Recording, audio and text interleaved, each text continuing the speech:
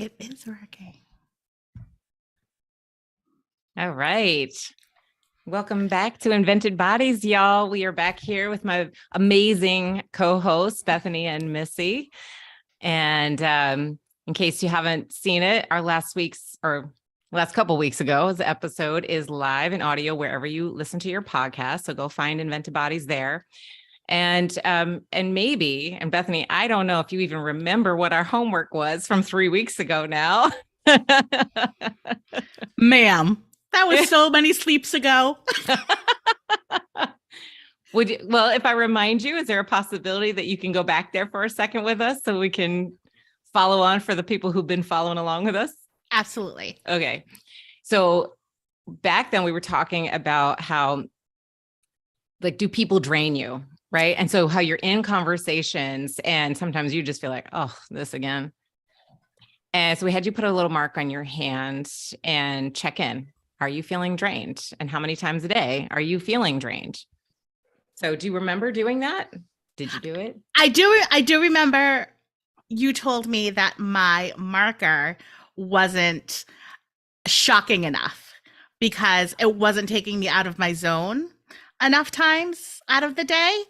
And then Missy was like, oh, I'm going to mail you something. And she did, but I refused to answer, to open it until this moment. I was like, we need to be on camera so I can open it all like reveal style. Oh, that's awesome. And here it is. So the poor thing has collected dust because it was like 3 weeks ago. Look at that cute Humaning Well sticker on there. Don't you love that? See? On the other side is our addresses, so we are not going to reveal that. Fair enough. Oh, but the calligraphy. It's beautiful, beautiful penmanship. I just have to say that. So here is what I got, the big reveal. I'm so excited. I got swag. So look at this tattoo sheets. Nice. We should tag Tatley in this because we send these to every client we have. Next week when we come on, I'm going to have 2 heart tattoos instead of tear tattoos. Because I don't murder, I love. If Jade has a spit cam, forget it. I'm done. And then because I love food, there are fruits and veggie tattoos, which is adorable. And I love that the tagline is like a real tattoo, but fake.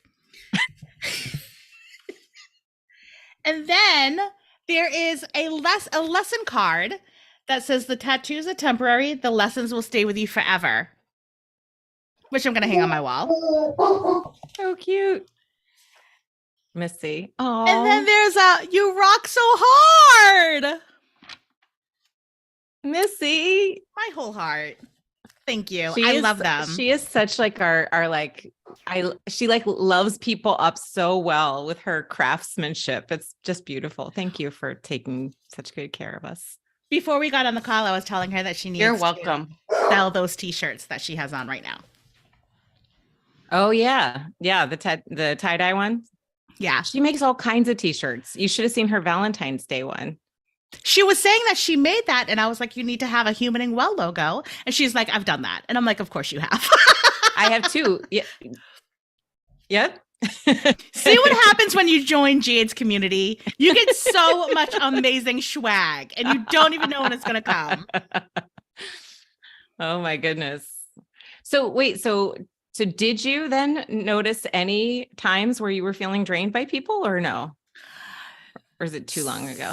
So I feel like I've been in a perpetual state of drain, and I've tried to channel the Jade. But I was telling Missy before we hit record that I'm very grateful. Business has been extremely busy. It's absolutely my own fault because I allowed a whole bunch of clients to launch at the same time. And as you know, Jade, there's so much work that comes into podcast launching, and everybody had their reasons for wanting to drop on these particular dates. And I said, sure, we can handle it. And now I'm rocking back and forth in the corner, but I'm still editing as I'm rocking. So I mean, you know what? You rock so hard. rock so hard, figuratively and literally. But I think that at the end of the day, I realize that I drain myself. Well, look, you got the lesson through your own direction. Look, you got there anyway. That was it. That was where we were headed for anyway. It's like, oh, that's amazing. That's amazing. And you were on like the Pod Fade thing in the whole podcast community. Yeah, yes. So in addition to working like 12-hour days, I don't think have had a day off in like 12, 13 days. Just worked consecutively. I also was invited to speak with Elsie Escobar, who is like one of the OGs in podcasting, especially for women, especially for a marginalized woman. And she invited me to speak with her on how not to pod fade. So that was just a phenomenal experience. It was on behalf of Libsyn, and we got so much engagement and interaction. And that was so much fun and also time consuming, but I wouldn't have traded it for the world. Yeah. So great experience. And then we might have to talk to your boss about the culture at your workplace or something. My boss is terrible. I keep trying to talk to her and she's like, not now. I'm too busy. I'm too busy. And I'm like, well, I'm trying to put it on your calendar. And she's like, go. She's like, I'm editing a podcast. Leave me alone. Back up. Back up, bitch. Wait, so then I'll ask you the question that I asked people on our call earlier today. Are you rushing right now? No. And also, I'm thinking of all of the things I will be doing when we hang up. Should you go do them right now? No, because I'm engaging with you both. Okay. This is it, right? This is the perennial question of like, am I doing the thing that I need to be doing right now? Or do I need to be doing something else? I need to be present with you both right now. Good. Well, I'm glad you're here. And thank you for being here in the midst of your long ass work week. Thank you for continuing to invite me. Your long ass work month. Well, while we're here, do you want to talk about Puerto Rico? I would love to talk about Puerto Rico because number one, I love me some chisme. And for those who don't know, chisme is like Spanish gossip. Okay. Who knew? I did not know. Yes. And I'm probably saying it wrong because I am very Black and my Dominican right hand, Cheryline, is going to make fun of me. And she's going to be like, what were you saying? And I was like, chisme. She's like, that's not how you say it.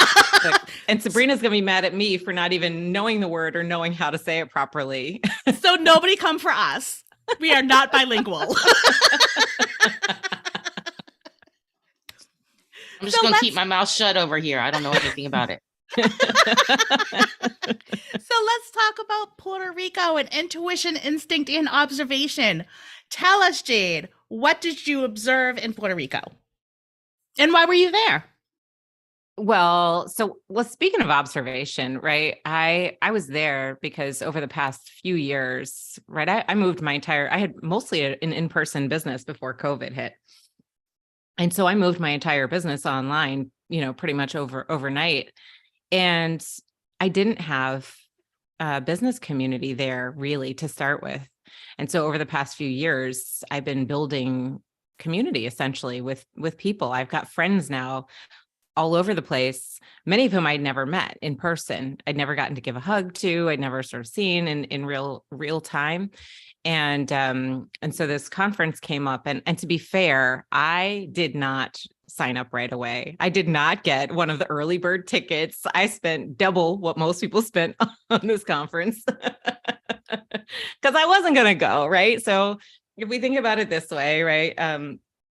There was this question. So this was Should we advertise it? Should we say what it was? I'm gonna go back next year anyway. I don't think we need to. I Okay. don't think that's necessary.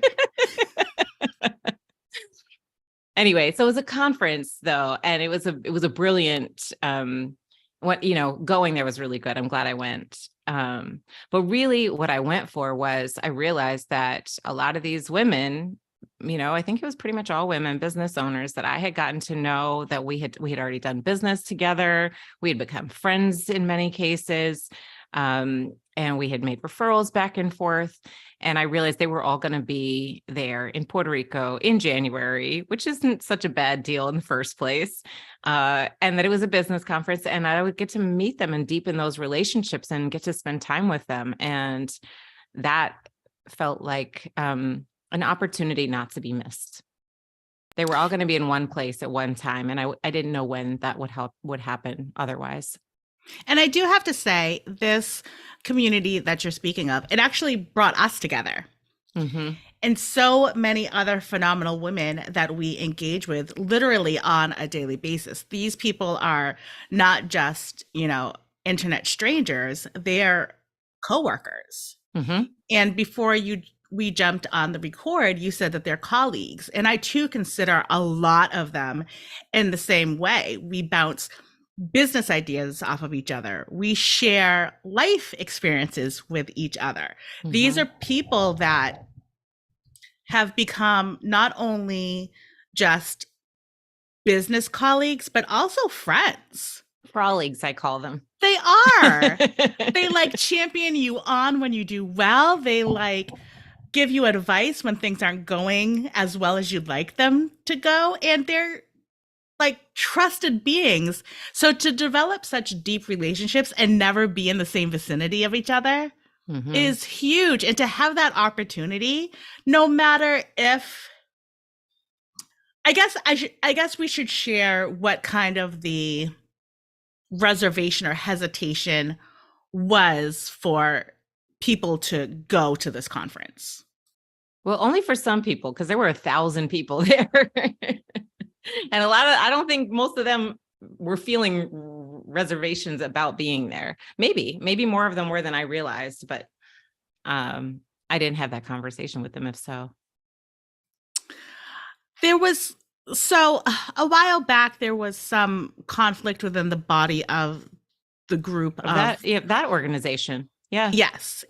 And that person was the person who was putting on the conference in Puerto Rico.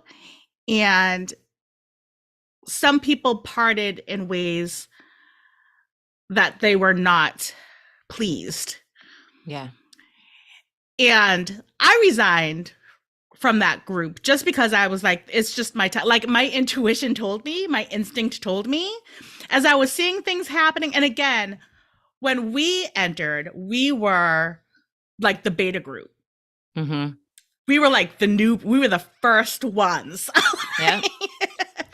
Yeah. And in terms of business growth, right? I think that organization, if I know, and I don't have a lot of intel, but if I understand what I've been hearing correctly, that organization might have been somewhere close to $2-3 million a year before that.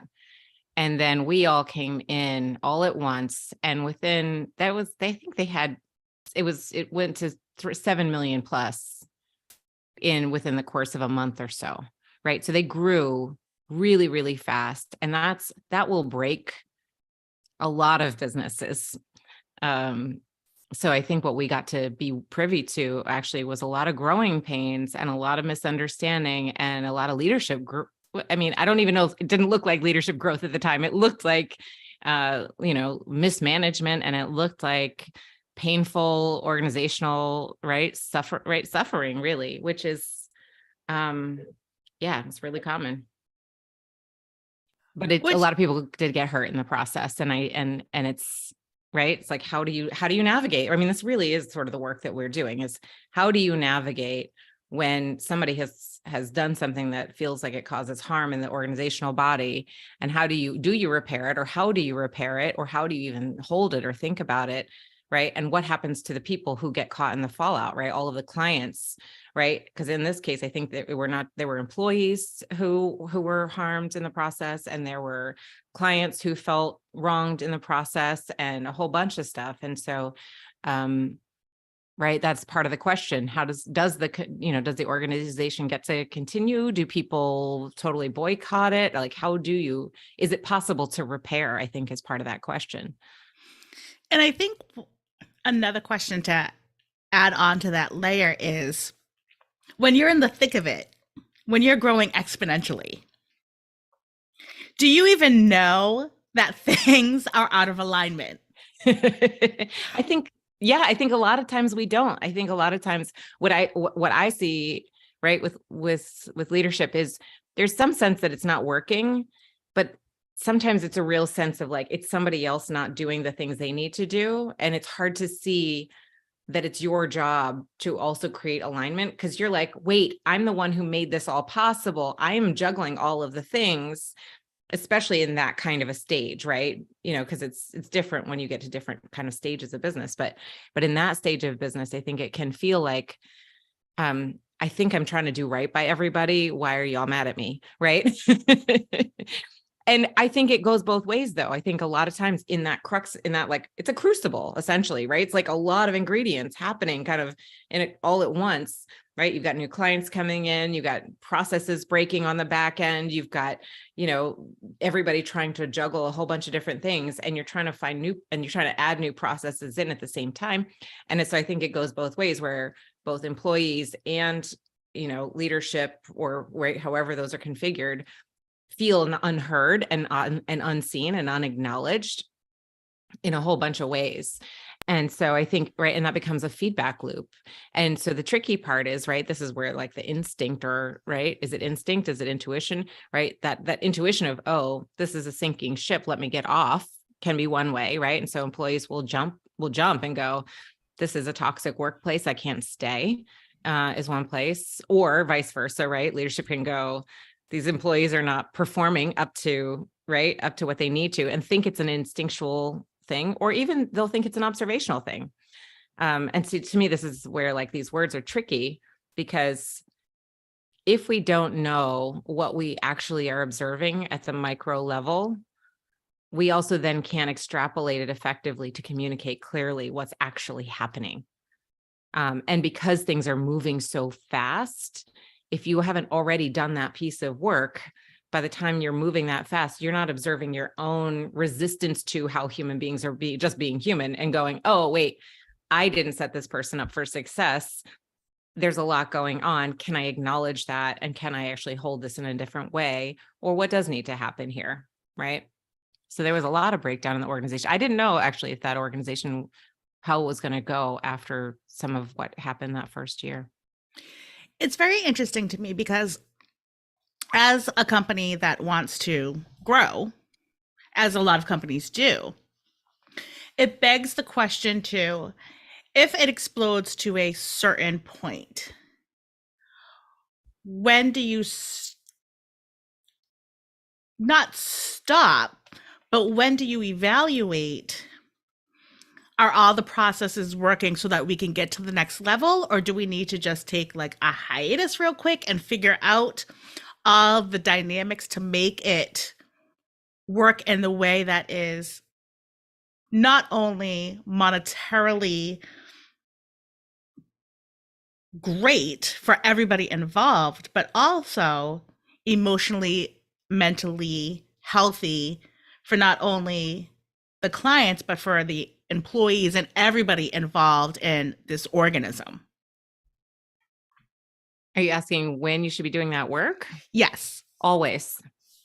Right? Like, I mean, you probably see people say like, when do you start working on yourself? Like, if you get into business and you haven't done any of that work, it's going to be hard to even start the business, because you need the fortitude to go, right? The juggle that you're doing right now with too much work and not enough time and all the rest of it, that just grows exponentially with each layer of the organization growing, right? Until you get to a point where most of that is delegation.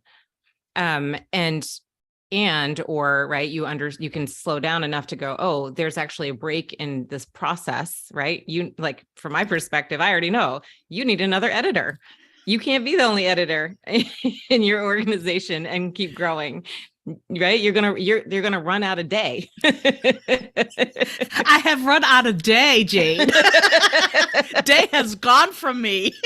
Right. And so, but that feeling, right? Can you imagine now what happens if right now you try to also onboard a new employee and you're trying to teach them how to do the editing while you are like, these need to go out next week, right? And now because you've got clients and you love your clients and you want them to get what's best from you. And now you're treating your employee badly because you're tired and you're frustrated because you don't also understand, right? I mean, I know it's not your first employee, but that it's going to take 6 months. I mean, and I don't know how long you've been doing this. How long have you been doing this? 2019, baby. Okay. So you've been editing for at least 4 years now. Yeah. Okay. And you're going to bring somebody else on and you're going to want them to do what you do in 6 months or less. And okay, maybe you can hire, right? So you're in this pickle now. Do you hire somebody for $150,000 a year who's been a professional editor for 10 years already? And they come on and they teach you things and you're like, great, fantastic.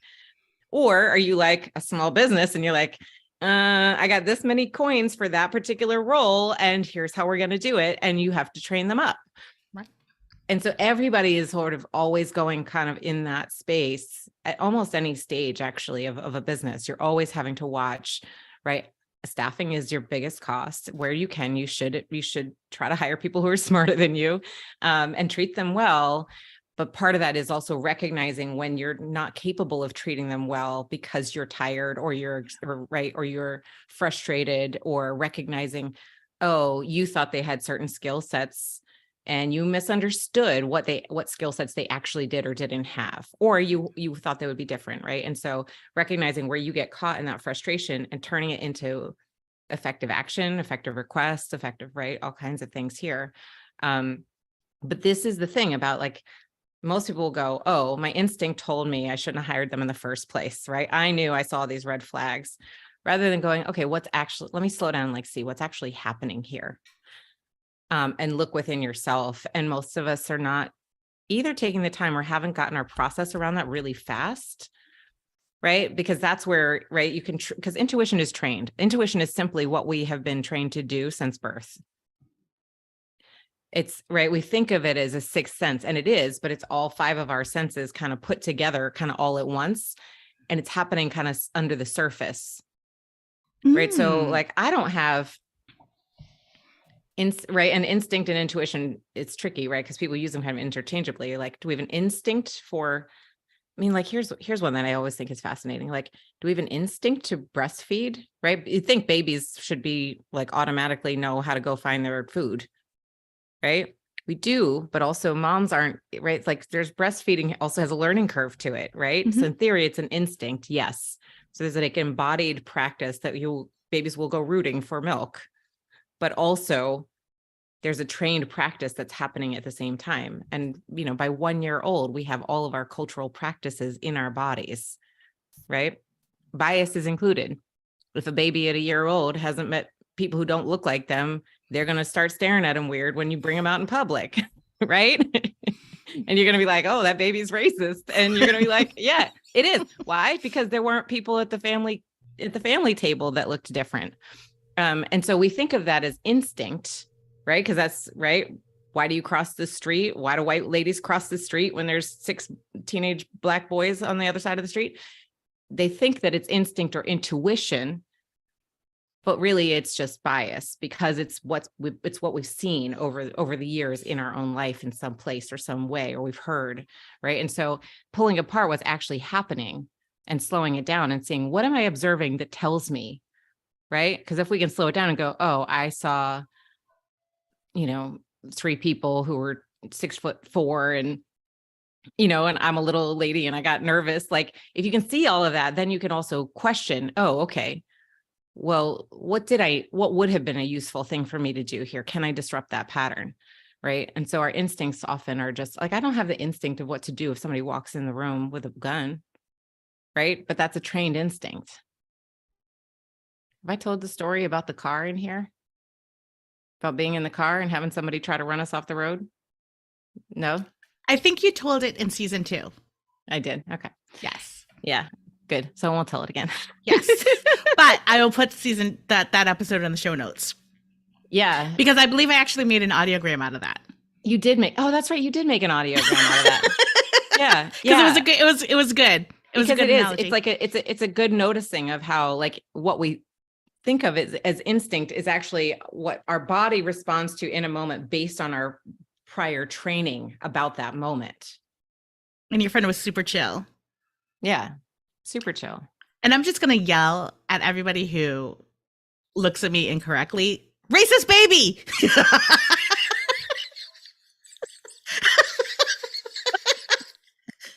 You know, I mean, here's the thing, right? Most of them probably are. Like they probably had that shit ingrained by the time they were like 2, right? They were the ones going to preschool like, how is that your mom? You know?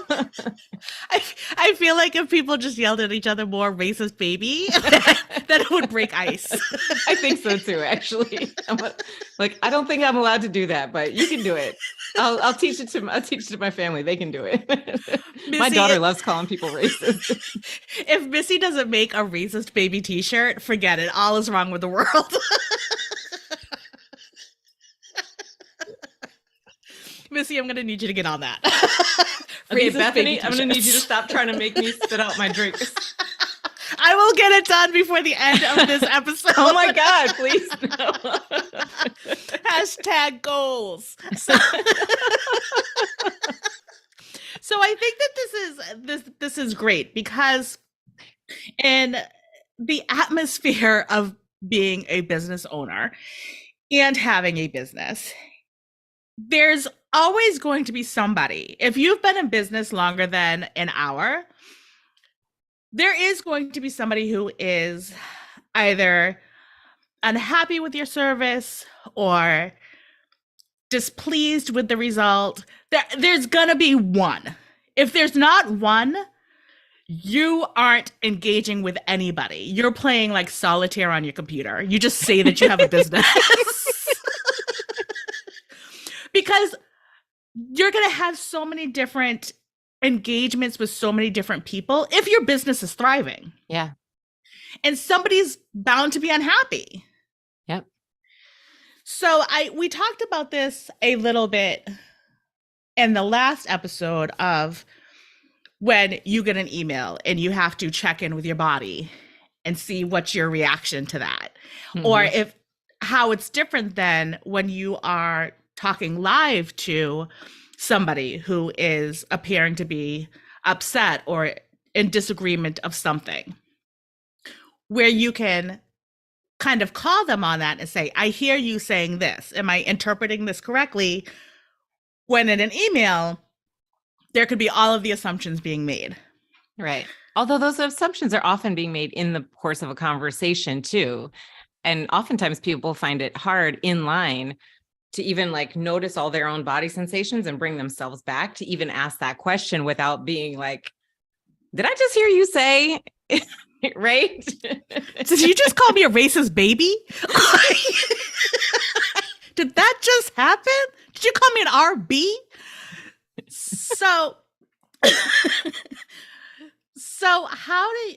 as we try to grow as beings, as well as business owners, as well as family members, how do we kind of check ourselves before we wreck ourselves? Either as somebody who has had an experience as a customer and been unhappy, and somebody who has been unhappy with a customer or a client.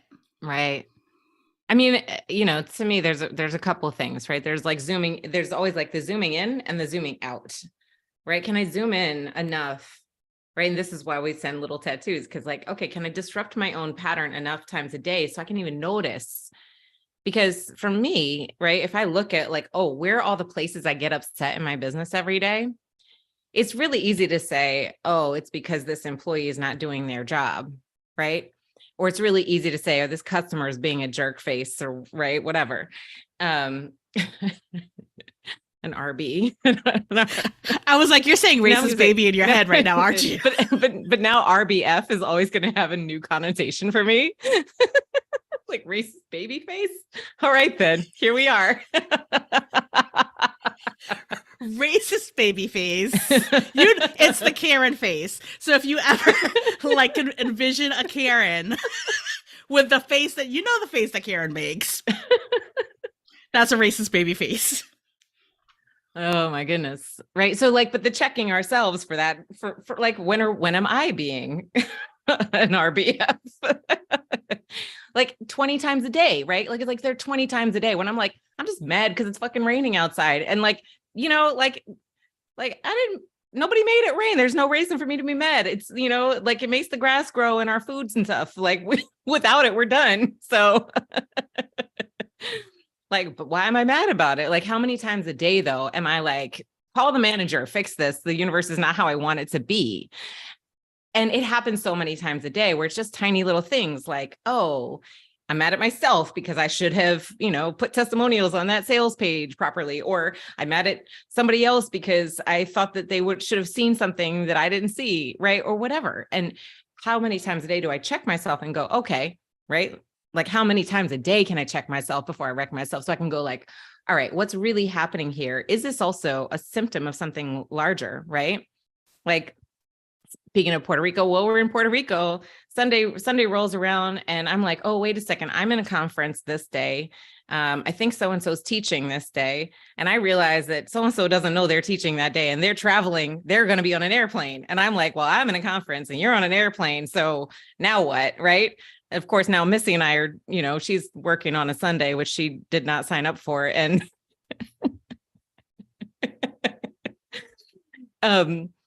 she's texting me like, "Oh my God, I'm putting work stuff in our personal text," and I was like, "It's fine, it's fine." I didn't right. Look, she's gonna talk about work culture, right? I'm the work culture queen. She can't walk around talking shit about me calling her on a Sunday to do work. She could though. She could call you an RBF for that.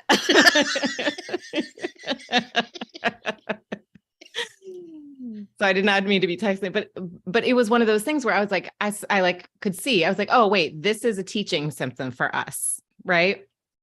It's really useful. Me being upset is simply a call to, oh, there's something that was really important to me, which is that we take good care of our clients, which means that they have a teacher who knows that they need to be there, who's capable of holding the space and doing that thing that is, that we train people for 2 years to do before we let them do it.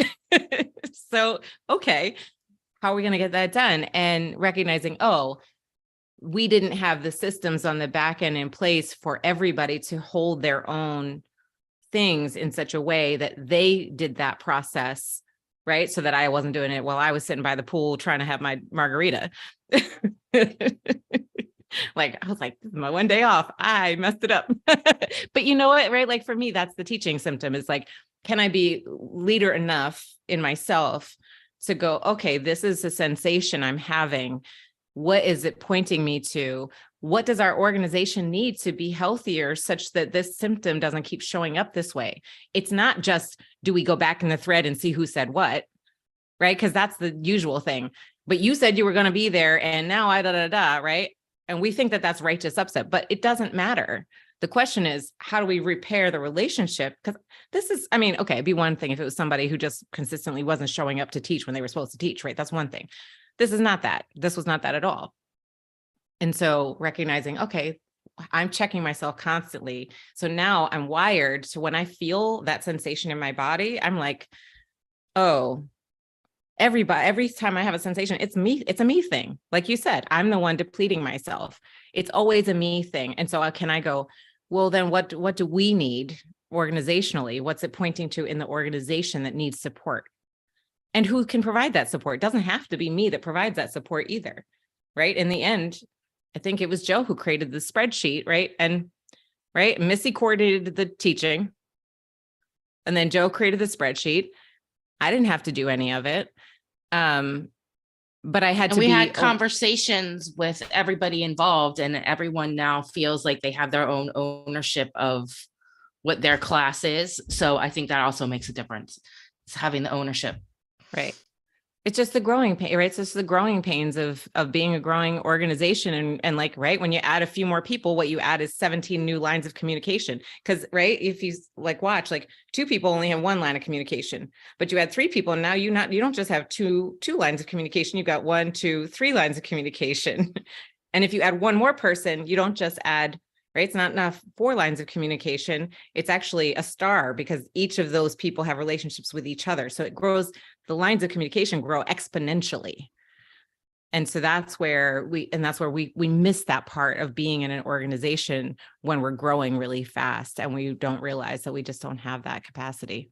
So I really liked the verbiage that you used, righteous upset. And I feel like that, I know that I always feel like my upset is righteous. oh, our own upset is always righteous. I'm like, I am right to be in this field. Like, I cannot believe I stubbed my toe. That damn chair. That damn chair. Who put it there? Totally righteous in my anger for the rest of the day. But I think that as humans, we are wired for connection. So when we do feel that righteous upset, we go about telling everybody and their mother about it so that they can rally and be upset with us, right? Yeah. Right. So then it's viral.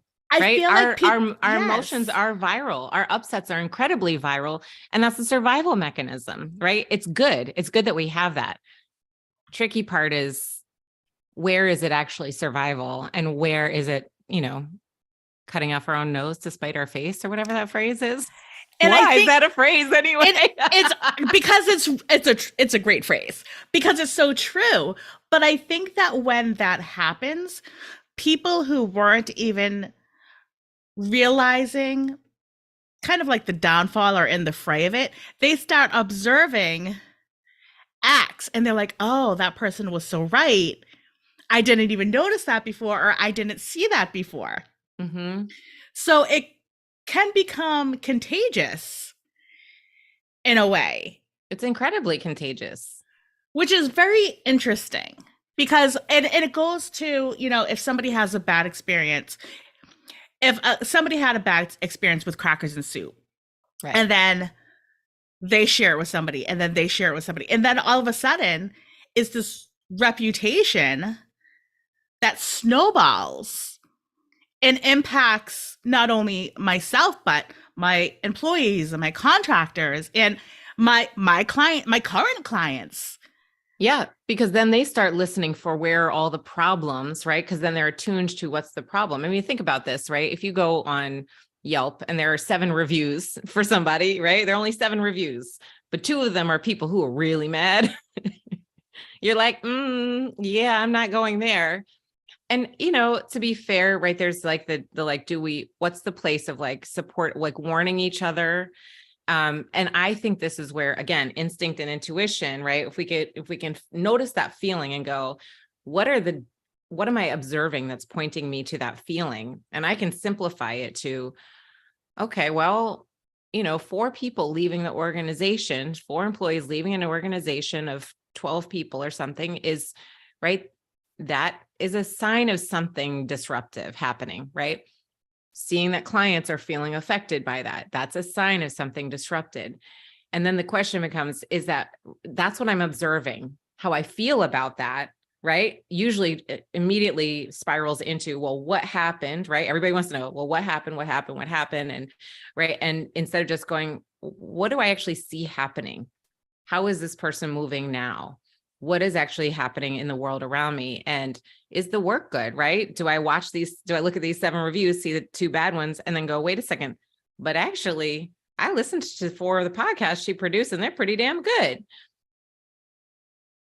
So the question is like, what are we actually observing, and what are we getting caught up with thinking it's an instinct, right? Because for me, right, I look at, I mean, partially, honestly, I stayed in that group because I was curious as hell about how they were going to regroup, because the culture, right, inside of that group was shifting dramatically and very quickly. And I was watching people's upset and watching people come in and feel flustered and watching how they were trying to put new staff in place, right? And I was sort of watching personally just out of curiosity for the process and to see whether or not there was going to be some, and what it would take to get some restoration of, right, of culture, right? Because it was built essentially as, this is the other thing, right? An organization that's built especially for a certain cultural perspective or norm, right? When it endangers itself by sort of maybe not practicing. I mean, really, I think a lot of this is often it's us not practicing our values in our moment by moment decision making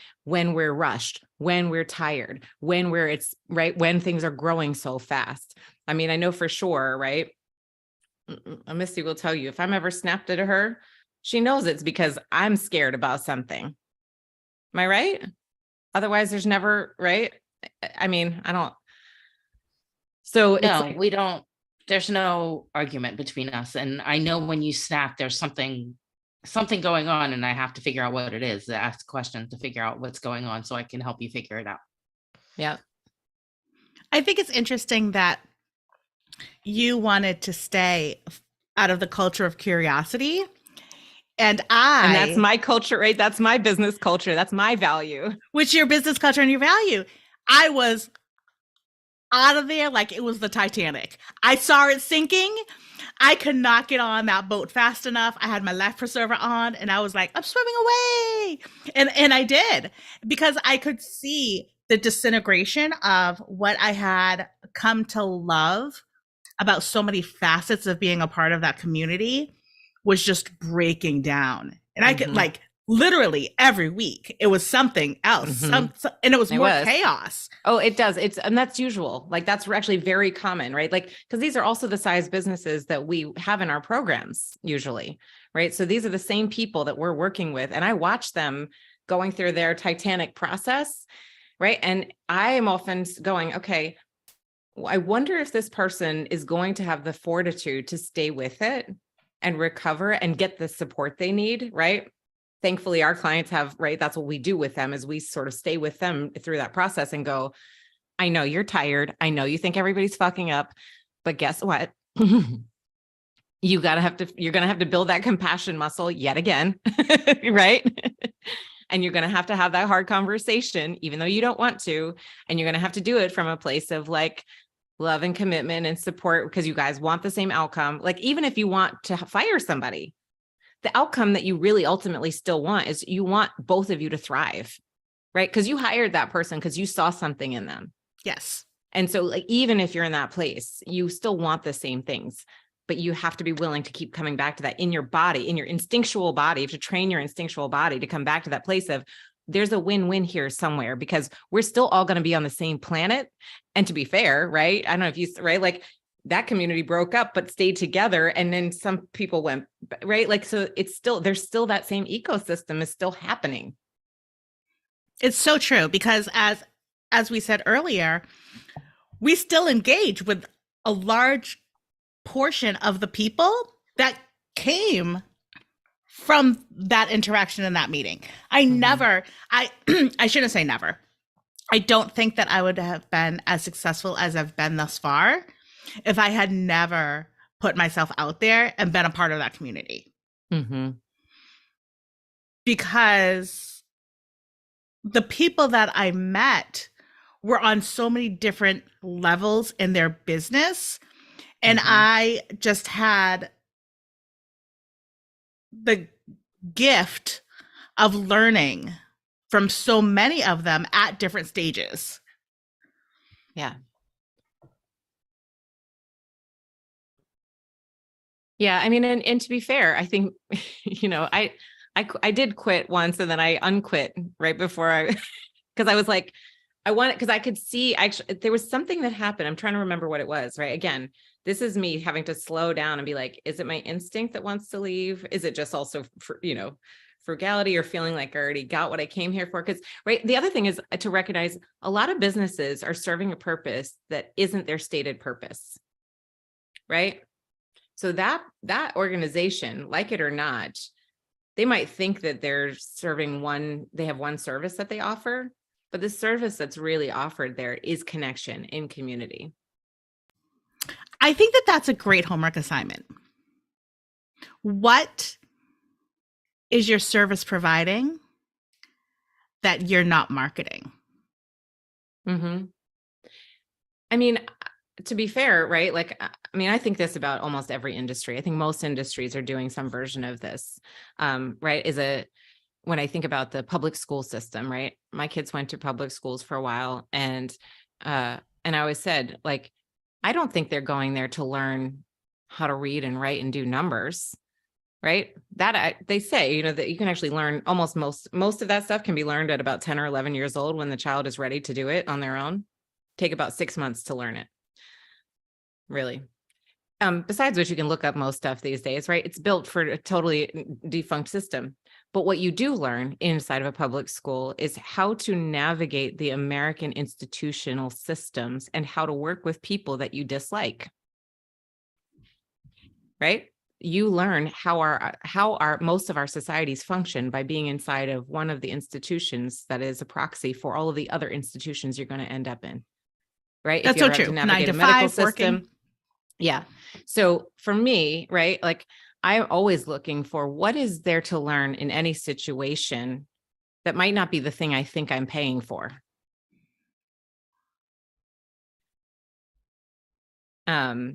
But so for schools, it's like that. And I realized, you know, it's one of the reasons I moved into organizational development is recognizing how many organizations were crashing and burning, but they had a good mission and they had somebody who was committed to that mission who was just fumbling the ball.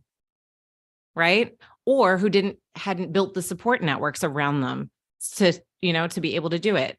And I've seen so many organizations that had such an amazing vision for the future drop it, right? Because they couldn't share that vision wholly with the people who were there to support them in such a way that they could garner the support that they actually needed so that it could translate, over time. And to me, that's a shame because meanwhile, you got, I don't know who the fuck runs, Costco, but no, actually, and Costco, from what I understand, treats their employees pretty well, like of all the places, right? Apparently they do a pretty good job, but right. Meanwhile, you've got all these other people who will just grow and grow and grow a business who don't even have that kind of vision or clarity. And so for me, it was really that's part of my mission too, is how do we support people to be able to do this really well? When they're committed to it, when they're actually committed to it, and if they're willing to actually do that piece of work, because we're all on the same planet, right? It's the same thing, right? You can kick people out of what you think is kick people out of your ecosystem, but this is what we do with our garbage. We literally send it to other countries thinking it's out of our ecosystem, but it's not, right? And now our sea levels are rising, and now people are having to migrate from their locations, right? And people are upset about this, and we're going, well, it's right. It's all, we're all interconnected, whether we like it or not. So that's so true. Mm-hmm. So what's the homework? All right. So let's see. What's your homework today? What were we talking about? Instinct and intuition. Do you think of those words often? Like in your, oh, it's just my instinct to do this way, this thing, or this way? I think I lean into my instinct and intuition when the most is during discovery calls. Okay. This is great, actually. I can feel in my body whether or not I feel a potential client would be a great fit for us and if we would be a great fit for them. And I have actually turned clients away because I didn't feel like that we would be a great fit. This is great. Yeah. So this is where, right? So for our clients, when they're in a place like this, because if you want to grow this organization, you're eventually going to have somebody else do the discovery calls. So if you can watch your process and see, what am I actually hearing or observing? And maybe you have to go back and watch them again after, because it's hard to do while you're in it. but to listen, go, what word did they use? Or what phrase did they say? Or what way did they move in response to when I said this thing? That did I interpret as they're not a good fit, or they're not ready, or they're not something, right? And what you'll end up getting is a series of questions that you're asking yourself. Mm. And so I always think, right, so people do standard operating procedure, but I'm always saying, like, well, if we have a standard operating inquiry, we actually can get much quicker at handing over what our process is to somebody else so they can ask themselves the same questions.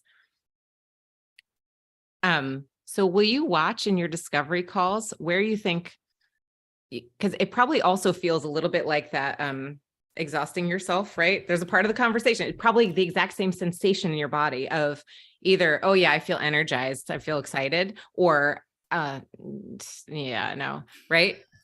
But in that moment, some specific phenomena is happening. They're saying a word, or they're not saying a word, right? Or some way that they're presenting, in their, way of being, right? Their body is presenting.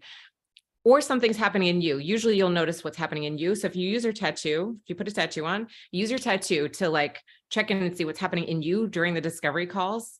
And what you might do for simplicity's sake is don't get complex about it. Just when you see it, just go, oh yeah, minute 42. And you just make a timestamp. And then when you go back to it, what was happening? Maybe just at minute 40 or 41. You probably said something about, I don't know, what you think of Trump or something, right? And they made a little face, right? Or they were like, yeah, I don't know about that, but right. And so what you realize is, oh, you're filtering people through what feels like an instinctual pattern for you, but it's actually like, check, right? There's a whole bunch of stuff that's happening internally that's just part of your process that you'll never be able to outsource until you do this piece of work of actually sorting out what it is. Because otherwise it feels like your own magical way of intuiting things. It's so true. Right? And Yeah. but it's not magical. It's just very nuanced. and it's come with time. It's come with time, but it is a process. It is a and process. You can teach the process. And this is how you get to grow an organization that lives beyond you, because they can hold that sense of quality. Because if they can hold that sense of quality, then the experience on the inside will be able to stay the same too. And same thing as you go to hire an editor. How come I edit it this way? And how come you edit it that way? It's a series of questions that you can stay curious about. I love that. I love that. Yes. Discovery calls. I can't wait till next week. All right. Have some fun with them. But you got to make sure you got your tattoo on and that it disrupts you enough. You might have to put a radish. Well, I'm blessed because the majority of the discovery calls are really good. Uh-huh. And then there's, the interesting. The maybe. RBF? So even that right now, right? What is it that already has you clued in? You might even go back and just see, were you perusing their Facebook pages? And what did you see? I do stalk them. I do stalk people before I mean, do they have a flag in their front yard and you didn't assume they're a veteran? You assumed something else? Like, what is it? The beards and the guns and the profile pictures. The big fish. Missy's so traumatized by beer guns. I think so. I think she also might spend a little more time on beard gun sites. She's also lives in beard gun territory. Truth, man. I do. I'm a little worried about the racist baby t-shirts. I feel like they might just fly off the shelves. Oh, shit. That's fair. We were like, Missy quit. She is a billionaire and she's living on she's an a billionaire island. selling racist baby t-shirts. I love it. Where's Missy? The very last episode. Where's Missy? She Puerto bought Rico. She bought an island. She bought Puerto Rico from the USA. Oh my God. At least she's Love gonna let you him guys. vote. I love you too. Oh, Bethany. Of I course did I not let 'em spit out vote. any liquid thus far, but I am disappointed. pretty freaking close. observe the instinct of my disappointment. Observe the instinct to spit your coffee out. Well, Oh this my was goodness. definitely a great way to come back. This is a great way to come back. All right, y'all. Next week, the process of training your staff to replicate what you do so you don't have to do all the things. We are primed for it. Bethany. It's like we have these all written down in Oh my succession to goodness. build upon each other. Except for I did not know that that was the homework I was going to give you. And it just was perfect and spot on. Because your intuition is It was instinctive. Or maybe I've been doing this a while. Maybe I should teach somebody else how to do this. But also it has been in your podcasting project. So you observed it a few times. Yeah, I definitely, it's something that we do all the time with clients and that I'm doing with myself is how do I do this so that I can, teach somebody else how to do it. Yeah. Yeah. I love it. Full circle. Yep. We're amazing. Circle. All right.